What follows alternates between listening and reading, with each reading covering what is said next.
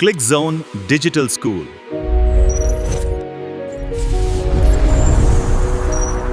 नमस्कार दोस्तों, आज हम कंप्यूटर कोर्स की शुरुआत करने वाले हैं।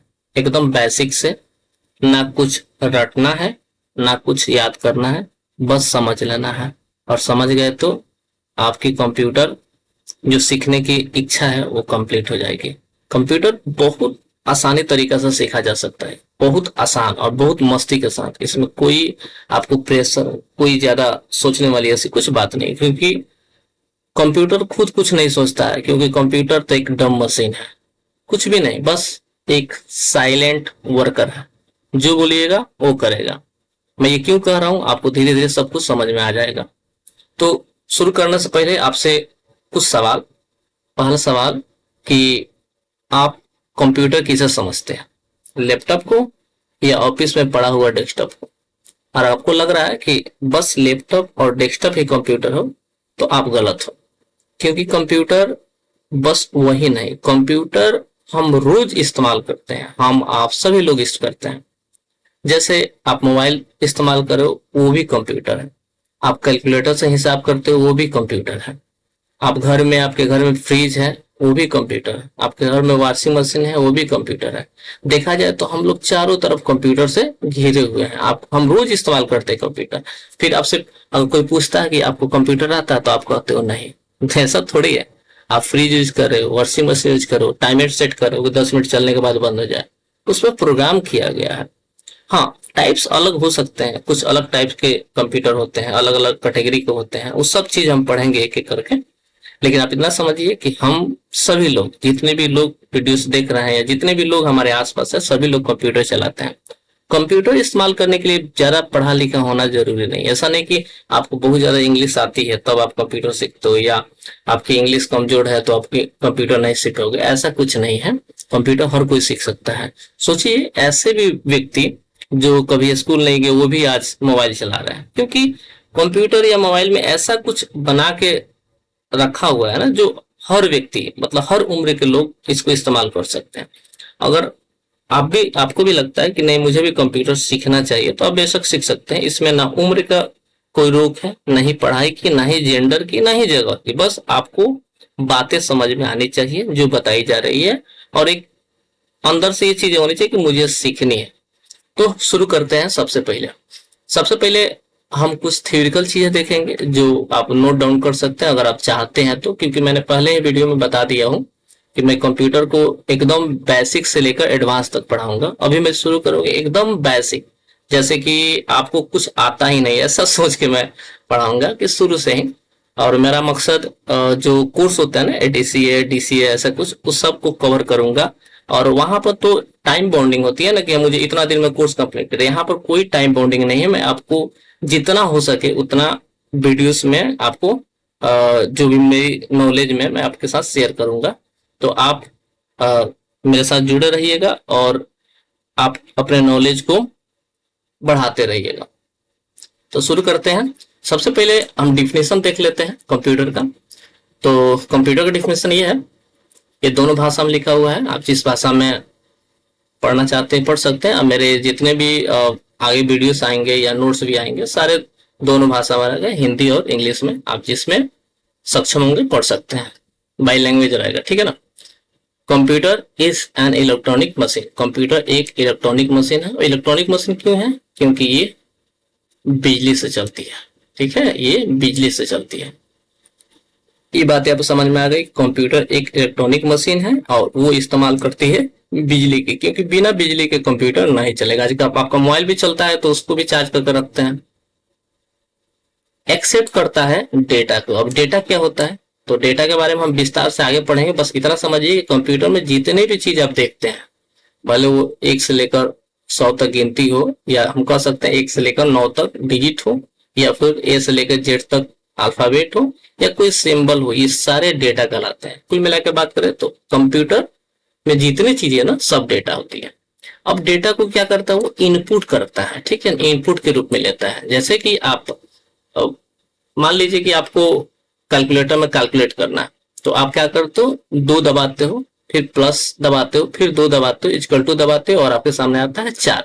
यानी जो आप 2 दबाए वो इनपुट हुआ, फिर आपने प्लस दबाया वो भी इनपुट हुआ, फिर आपने 2 दबाए वो भी इनपुट हुआ, फिर आपने इक्वल टू साइन दबाया और आपको आगे 4, यानी आपने 2 + 2 इक्वल टू, ये सारे आपके इनपुट था। कंप्यूटर ने क्या किया, प्रोसेस किया, ठीक है ना। कैलकुलेटर भी कंप्यूटर, इतना समझिए, उसने प्रोसेस किया और आपके सामने दे दिया 4, किसके हिसाब से, आपके हिसाब से। तो it is according to instruction, जो आपने इंस्ट्रक्शन दिया है कंप्यूटर को वही आपके सामने रिजल्ट देगा। आपने प्लस दबाया तो आपको प्लस से मिलेगा, अगर आपने माइनस दबाया होता तो आपको रिजल्ट आता है 0, ठीक है। आपने मल्टीप्लाई किया होता तो उसका रिजल्ट कुछ और होता। तो आप जो चाहेंगे वही रिजल्ट आएगा, इसीलिए यहाँ पे लिखा है अकॉर्डिंग टू इंस्ट्रक्शन, या यहाँ पर कहीं कहीं लिखा आता है अकॉर्डिंग टू यूजर, ठीक है ना, क्योंकि मैं कंप्यूटर इस्तेमाल कर रहा हूँ तो मैं यूजर हूँ। और इंस्ट्रक्शन किससे होता है, तो ये प्रोग्राम हो सकता है या फिर कोई सॉफ्टवेयर होती है। ये दोनों चीजें आपको भारी लग रही होगी कहीं, तो आप डरिए मत, इसके बारे में हम विस्तार से बात करेंगे। बस इतना समझिए कि एक प्रोग्राम जो पहले से उसमें सेट करके रखा हुआ है कि जैसे आपने प्लस दबाया तो जुड़ गया, तो वहां पर आपके पास एक सिंबल था प्लस का, और वहां पर पहले से बताई गई होगी कि ये दबाने से चीजें जोड़ दी जाएगी, नंबर को जोड़ दी जाएगी, तो वही प्रोग्राम होता है, ठीक है। एंड आपको एक रिजल्ट देगा, कैसा, तो मीनिंगफुल रिजल्ट होगा, ठीक है ना। मीनिंगफुल का मतलब ऐसा नहीं कि आपने 2 दबाया, प्लस किया, 2 दबाया और आपको रिजल्ट कुछ ऐसा आया जो आप उम्मीद नहीं रखे थे। देखिए आपको आगे मान के 0, आप कहोगे तो गार्बेज हो गई, नहीं, आप जो इनपुट करोगे ना कंप्यूटर प्रोसेस करेगा, आपको एक मीनिंगफुल इंफॉर्मेशन देगा जो आपके मतलब का होगा, और जो इंफॉर्मेशन देगा वही होता है आपका आउटपुट। तो यही डिफिनेशन होता है कि कंप्यूटर एक इलेक्ट्रॉनिक मशीन है जो बिजली से चलती है, या डेटा को इनपुट के रूप में लेती है, उसे सॉफ्टवेयर प्रोग्राम के अनुसार प्रोसेस करती है और परिणाम में आपको आउटपुट के रूप में दिखाती है। समझ में आ गया, समझिए इतना है। कंप्यूटर में 3 चीजें होती है, input, process, output. Yes, computer में होती है इनपुट, किसके थ्रू, कोई ना कोई इनपुट डिवाइस होगा। अब इनपुट डिवाइस क्या होता है इसके बारे में आगे हम देखेंगे, बट इतना समझिए कि कीबोर्ड हो सकता है, या माउस हो सकता है, या कैमरा हो सकता है, कुछ भी हो सकता है जो इनपुट डिवाइस हो सकता है, जिसके द्वारा हम कंप्यूटर में डेटा को इनपुट करते हैं। ये इनपुट होता है। इनपुट होने के बाद क्या होता है, वो सीपीयू के अंदर जाता है और वहां पर प्रोसेस होता है, जो आपने इनपुट किया है, जो आप चाहते हो वो क्या होगा, वो प्रोसेस होगा सीपीयू के अंदर। जब प्रोसेस कंप्लीट होगा तो हमको वो आउटपुट के रूप में दिखेगा। कहाँ दिखेगा, तो मॉनिटर में दिखेगा, प्रिंटर में दिखेगा, या स्पीकर में दिखेगा। जैसे मैंने माइक में कहा हेलो, तो माइक में जब बोला तो इनपुट हुआ, किसके द्वारा, माइक के द्वारा। तो माइक जो हमारा है ना वो इनपुट डिवाइस हो गया, ठीक है। उसके बाद अंदर जब मैंने हेलो कहा तो वो तो अंदर गया होगा, वहां प्रोसेस हुआ और मुझे स्पीकर में सुनाई दिया हेलो। इसका मतलब मैंने बोला, प्रोसेस हुआ और ये स्पीकर में दिखाई दे दिया। इसका मतलब हुआ कि मैंने जब बोला इनपुट हुआ, उसके बाद प्रोसेस हुआ अंदर, उसके बाद मुझे हेलो सुनाई दिया, वो आउटपुट हो गया। तो कंप्यूटर की साइकिलिंग यही होती है, इनपुट, प्रोसेस, आउटपुट। इसको हम क्या कहते हैं, इसको बोलते हैं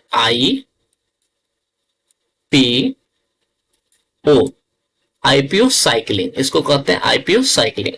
जब कभी कोई व्यक्ति होता है कंप्यूटर कैसे काम करता है, तो आप इस चीज को दिमाग में रख सकते हैं, आईपीओ यानी इनपुट, प्रोसेस और आउटपुट। ये इसका जो डायरेक्शन है ये चेंज नहीं हो जाएगा, आप पी को पहले नहीं कर सकते, नहीं, जो जैसा है वैसा ही होगा। इनपुट होगा, प्रोसेस होगा, आउटपुट होगा। ऐसा नहीं हो सकता है कि आपने पहले आउटपुट लिया, नहीं, पहले आपको इनपुट देना होगा, प्रोसेस होगा, उसके बाद आपको रिजल्ट होगा। आप कंप्यूटर के पास बैठ जाइए, आप उससे कुछ मत बोलिए, वो भी आपसे कुछ नहीं बोलेगा।